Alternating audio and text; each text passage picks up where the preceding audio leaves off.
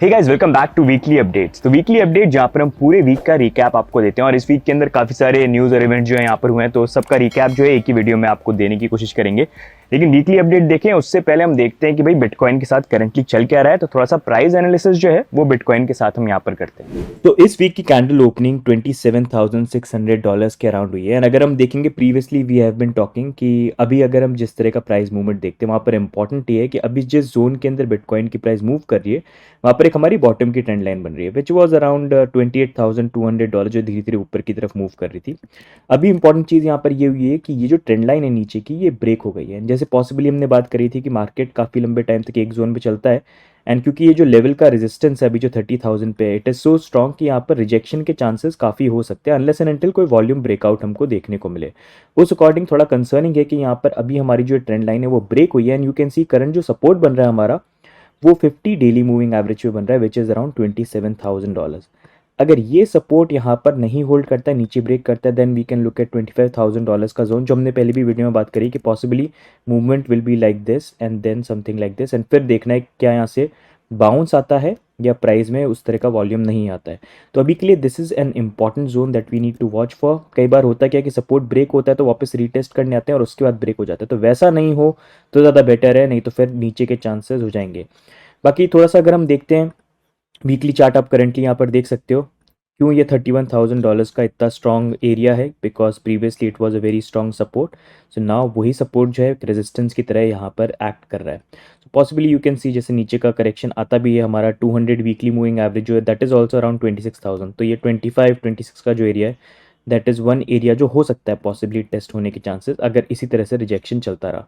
Funding rate थोड़ी सी अगर देखते हैं तो इट्स ओवरऑल ओके, इतना कुछ अभी भी चेंज नहीं आया है, बहुत जल्दी क्विकली चेंज आती है बेस्ड ऑन मार्केट में जिस तरह का प्राइस मूवमेंट होता है, but we'll keep on following and let's see. बाकी आपकी क्या व्यू पॉइंट से व्हाट डू यू थिंक, क्या आपको लगता है कि यहाँ से बाउंस करके we are again going up या आपको लगता है कि यहाँ पर भी जो है प्रॉब्ली इस तरह का मूवमेंट होगा फिर प्रॉब्ली 25-26 पे जाने के बाद मूवमेंट जो है नेक्स्ट हमको देखने को मिले? Do let us know in the comments.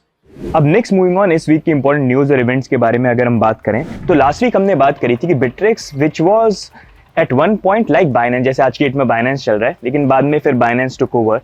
तो बिटरेक्स ने लास्ट वीक उनके बारे में न्यूज़ आ रही थी कि वो बेसिकली यहाँ पर जो उनको एसईसी चार्ज कर सकता है और उन्होंने बोला भी था कि अपना बिटरेक्स का जो यूएस जो प्लेटफॉर्म है उसको बंद करने वाले हैं, ग्लोबल वाला चालू यहाँ पर रहेगा। अब उसको लेके हम देखेंगे तो जो रूमर आ रहे थे कि एसईसी चार्ज कर सकता है वो रियलिटी थी, जहाँ पर एसईसी ने फाइनली उनको यहाँ पर चार्ज कर दिया है। एंड मेन चीज़ यहाँ पर ये कि उन्होंने बिटरेक्स यूएस को तो चार्ज किया ही है, साथ में बिटरेक्स ग्लोबल जो पूरा ग्लोबली लोग यूज़ करते हैं यहाँ पर उसको भी यहाँ पर इंक्लूड किया है उस चार्जेस के अंदर, जहाँ पर उन्होंने बोला है कि वो यहाँ पर नए टोकन्स को लिस्ट करते थे जानते हुए कि वो सिक्योरिटीज़ यहाँ पर है। तो अब देखना ये है कि ये जो चीज़ें आगे किस तरह से प्ले आउट करती है। यूएस में अगर आप देखोगे सारे एक्सचेंजेस को लेके SEC one after another action यहाँ पर ले रही है, तो उसको लेके काफ़ी बड़ा क्वेश्चन ये बन जाता है कि यूएस एक्सचेंज को लेके क्या आगे सर्वाइवल रहेगा या फिर ऐसी प्रॉब्लम्स जो है आगे क्रिएट होती रहेगी। अब नेक्स्ट मूविंग ऑन अगर हम बात करेंगे तो यहाँ पर ये जो बिटरेक्स की कंप्लेंट थी यहाँ पर भी एक इंटरेस्टिंग चीज़ सामने निकल के आई, जहाँ पर गैरी गेंसलन जो चेयरमैन है यहाँ पर एसईसी के, अगर आप देखोगे अराउंड 4 years अगो वो लेक्चर के अंदर एल्गोरैंड के बारे में यहाँ पर बात कर रहे थे, which you can see in this clip. Sylvia McCally's Algorand, who's a Turing Award winner at MIT that I work with. Sylvia's got a great technology that has the performance you could create Uber on top of it.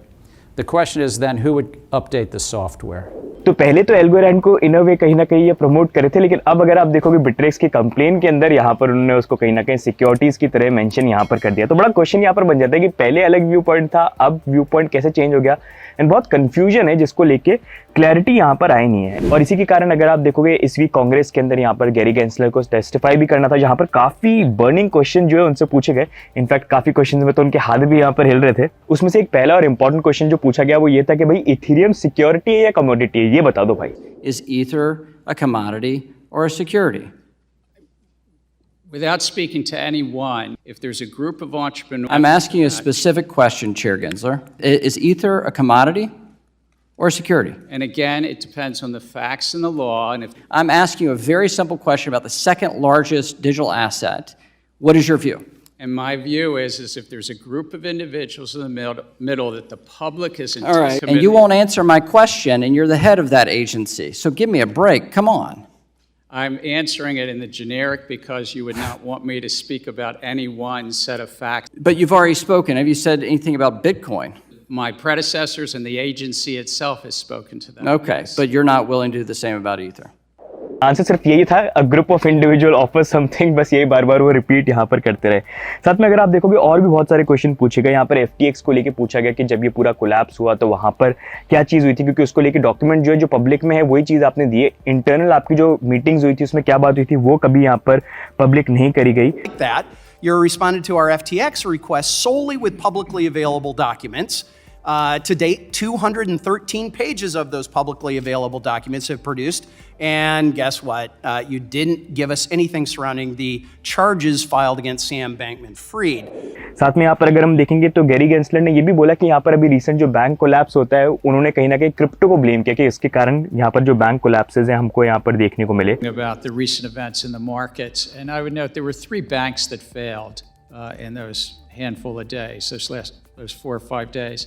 And 2 of those banks, the first and the third that failed, Silvergate and Signature, were engaged in the crypto business. I mean, some would say they were, crypto banks.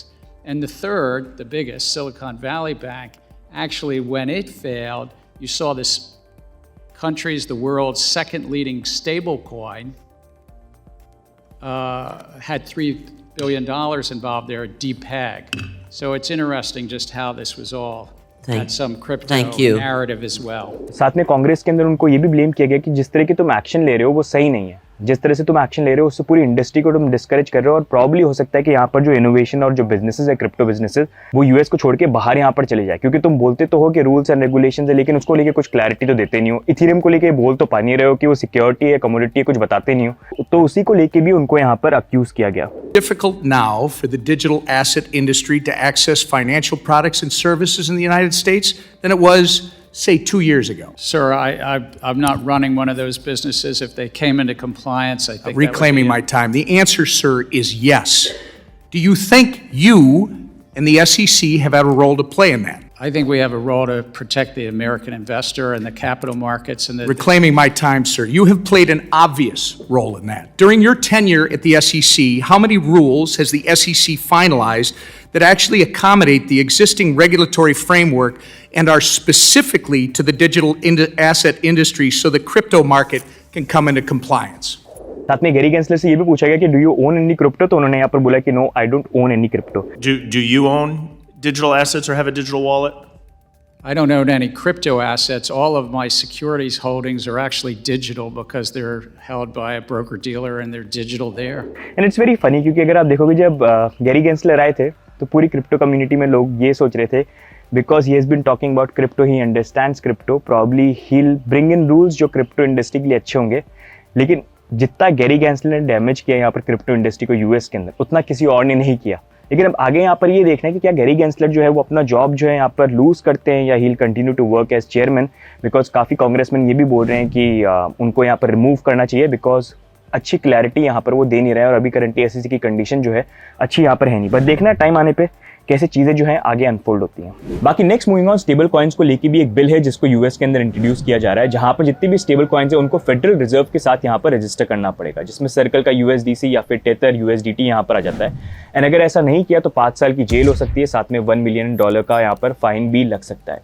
लेकिन अभी जो ये bill introduce हो रहा है इसके ऊपर और भी वर्क हो रहा है and we have to see in final form ये बिल किस तरह से निकल के आता है और किस तरह से पास यहाँ पर होता है। बाकी next moving on, European union के अंदर क्रिप्टो रेगुलेशन के फेवर के अंदर यहाँ पर वोटिंग हुई, जहाँ पर वोट था 570 इन फेवर 38 अगेंस्ट, जहाँ पर क्रिप्टो को लेके नए लाइसेंसेस वगैरह जो है MICA को लेके उसको यहाँ पर बनाया जाए, जहाँ पर प्रॉब्ली जितने भी क्रिप्टो के ट्रांजैक्शंस वगैरह होंगे उसको मॉनिटर करने के लिए जो KYC रूल्स एंड रेगुलेशंस होने चाहिए उसके ऊपर वर्क करा जाए, सारी कंट्रीज जो है उसको साथ में फॉलो करें।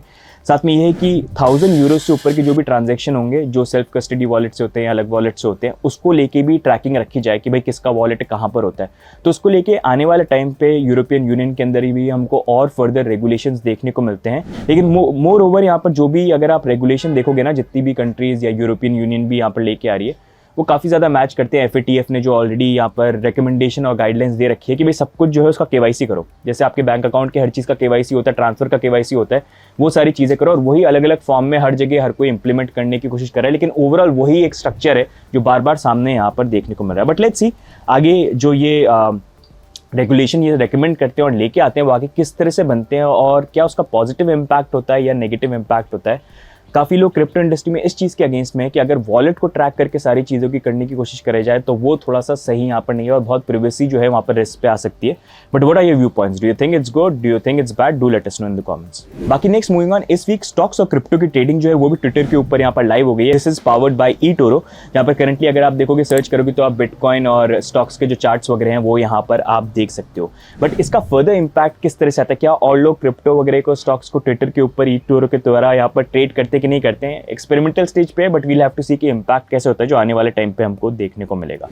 बाकी नेक्स्ट मूविंग ऑन, ट्रम्प जिन्होंने लास्ट टाइम अपनी NFT की सेल करी थी, अब इतना कोई लंबा टाइम हुआ भी नहीं, उन्होंने अपने सेकंड NFT की जो सीरीज है वो भी यहाँ पर लॉन्च कर दी। मतलब NFT में पैसे कमाने का मौका कोई भी यहाँ पर नहीं छोड़ रहा है, तो वो भी यहाँ पर लॉन्च कर रहे हैं। एंड एक बहुत बड़ा क्वेश्चन ये बन रहा है कि NFTs को लेकर जिस तरह से रेगुलेटरी एक्शन US के अंदर लिए जा रहे हैं, क्या यहाँ पर ट्रम्प के जो NFT लॉन्च हो रहे हैं और जो प्रॉफिट यहाँ पर वो कमा रहे हैं उसको लेके भी हमको कोई एक्शन देखने को मिलते हैं कि नहीं देखने को मिलते हैं। अब यहाँ पर सीरीज 2 के जो NFTs को लॉन्च किया, जहाँ पर काफी लोग बोल रहे थे कि NFT का जो हाइप पे थोड़ा कूल डाउन हो गया तो सेल आउट नहीं होंगे। अपेरेंटली यहाँ पर जितने भी NFT सीरीज 2 के वो भी यहाँ पर सेल आउट हो गए और करंटली उनकी जो फ्लोर प्राइस $99 की थी, मिंटिंग प्राइस, वो करंटली यहाँ पर ट्रेड कर रहे हैं अराउंड $108, तो इतना कोई डिफरेंस यहाँ पर नहीं है। एक NFT की यहाँ पर जो प्राइस है वो अराउंड $230 भी गई, तो NFT का जो एक्चुअल हाइप था तब तो बहुत ऊपर प्राइस चली जाती थी, उसके कंपैरिजन में तो कम ही यहाँ पर राइज है। साथ में यहाँ पर ट्रम्प ने ये भी बोला कि मैं जो मिंट प्राइस है और ज़्यादा यहाँ पर रख सकता था, लेकिन मैंने सिर्फ $99 रखी because I am a nice guy. बाकी नेक्स्ट मूविंग ऑन, इस वीक आनंद महिंद्रा जो चेयरमैन है यहाँ पर महिंद्रा ग्रुप के, उन्होंने यहाँ पर इंडिकेट किया कि हो सकता है पॉसिबली फ्यूचर के अंदर एक ऐसा टाइम हो जहाँ पर बिटकॉइन से आप महिंद्रा कार जो है उसको बाय कर सकते हैं। ये बेसिकली उन्होंने ट्वीट के ऊपर रिस्पॉन्स किया, जहाँ पर रोहित वर्मा जो क्रिप्टो कम्युनिटी से ही है, उन्होंने क्वेश्चन पूछा कि क्या फ्यूचर में हम महिंद्रा की कार जो है वो बाय कर सकते हैं बिटकॉइन से, तो उसको लेके उन्होंने यहाँ पर रिस्पॉन्स दिया। बाकी नेक्स्ट मूविंग ऑन, जेमिनाई यहाँ पर प्लान कर रहे हैं कि इंडिया के अंदर वो अपना ऑफिस यहाँ पर खोल सकते हैं क्योंकि वो एशिया रीजन के अंदर अपना बिजनेस को एक्सपैंड करना चाहते हैं। अगर आप देखेंगे यहाँ पर जो नए CEO हैं, जो प्रभजीत तिवाना इंडियन ओरिजिन के यहाँ पर हो गए, वो बेसिकली यहाँ पर प्लान कर रहे हैं कि गुड़गांव के अंदर अपने ऑफिस को ओपन करेंगे। लेकिन देखना ये है कि भाई ओपन तो करेंगे, लेकिन क्या वो चीज़ आगे चलती है कि नहीं चलती, क्योंकि लास्ट टाइम फिर रिमेंबर कॉइनबेस आए थे बेचारे, बड़े जोर शोर से उन्होंने अनाउंसमेंट भी किया था यहाँ पर और उसके अगले दिन ही उनको उठ के यहाँ पर जाना पड़ गया। तो क्या यहाँ पर जेमिनाई के लिए पॉजिटिव तरीके से यहाँ पर चीज़ होती है या फिर उनको भी सेम चीज़ यहाँ पर देखने को मिलेगी? अगर आती भी है तो कुछ जोरों शोरों से चीज़ें यहाँ पर नहीं करें। ये हो सकता है कि वो अपना IT बेस बनाने की कोशिश करें कि लोगों को हायर करके वर्क करने के लिए, उस पर हो सकता है क्रिप्टो रिलेटेड शायद नहीं करें, बट वील हैव टू सी आगे किस तरह से वो चीज़ें जो है यहाँ पर करते हैं। बाकी नेक्स्ट मूविंग ऑन, इस वीक हमको एक नया मीम कॉइन जो है राइज होते हुए देखने को मिला, जिसने 21,000% यहाँ पर राइज किया। अब जैसे ही ये हुआ तो पूरी क्रिप्टो इंडस्ट्री में everybody started talking about it, YouTube पे, क्रिप्टो ट्विटर पे, अगर आप मीडिया हाउसेस को देखोगे तो उन्होंने भी यहाँ पर बात करी। And most of the people when they buy after the hype they end up losing money. तो बहुत कम लोग हैं जो इसके अंदर पैसा बनाते हैं, मेजरली वो लोग पैसा बनाते हैं जो या तो इनसाइडर्स होते हैं, पहले से इस कॉइन के बारे में जानते हैं, या फिर influencers who are getting paid. तो थोड़ा सा आप केयरफुल रहना, if you want to invest तो वही लगाओ जो आपको लगता है कि आग में मैंने पैसा डाल दिया। एंड इसके ऊपर we have already made a video because we want you guys to be safe, तो उसको डेफिनेटली आप चेकआउट करना। It will be an eye opener for you, where you can also see meme coin के अंदर भी अभी थोड़ा सा प्राइस में जो डंप है हमको यहाँ पर देखने को मिल रहा है। तो गाइस ये हो गए इस वीक के इंपॉर्टेंट न्यूज और इवेंट्स। अब हम यहाँ पर देखते हैं top gainers and top losers of the week.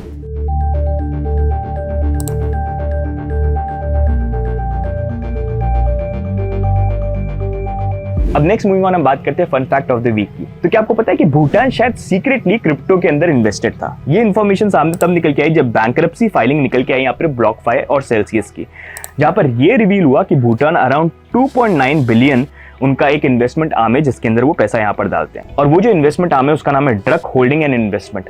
Drug थोड़ा ज्यादा बेटर साउंड करता। और ये जो इन्वेस्टमेंट फर्म है, इनका कुछ अमाउंट जो है इन्होंने यहाँ पर क्रिप्टो के अंदर भी इन्वेस्टमेंट किया, जहाँ पर अपेरेंटली इन्होंने 30 मिलियन का USDC लोन भी लिया था ब्लॉकफाई के साथ, लेकिन जो रीपेमेंट करना था उसमें डिफॉल्ट कर गए। तो ब्लॉकफाई ने इनको बोला भी था कि भाई हमारा पेमेंट जो है वापस दो, लेकिन उसको लेके दे हैव सेड कि अब हमने जो 20 मिलियन का लोन था उसको सेटल कर दिया, लेकिन उसकी फर्दर डिटेल उन्होंने रिवील नहीं करी, बोला कि ये कॉन्फिडेंशियल है। तो इससे इन्फॉर्मेशन ये क्या कि प्रॉब्ली हो सकता है कि भूटान ने अगर यहाँ पर 2.9 बिलियन जो है इस इन्वेस्टमेंट आर्म को दे रखे हैं, तो हो सकता है उसमें से कुछ अमाउंट जो इन्होंने इन्वेस्टमेंट किया था वो हो सकता है भूटान गवर्नमेंट का यहाँ पर हो। But interesting fact, but still we don't know कि एक्चुअली में वो इन्वेस्टमेंट हुआ है या नहीं यहाँ पर हुआ है। But did you know about this fun fact?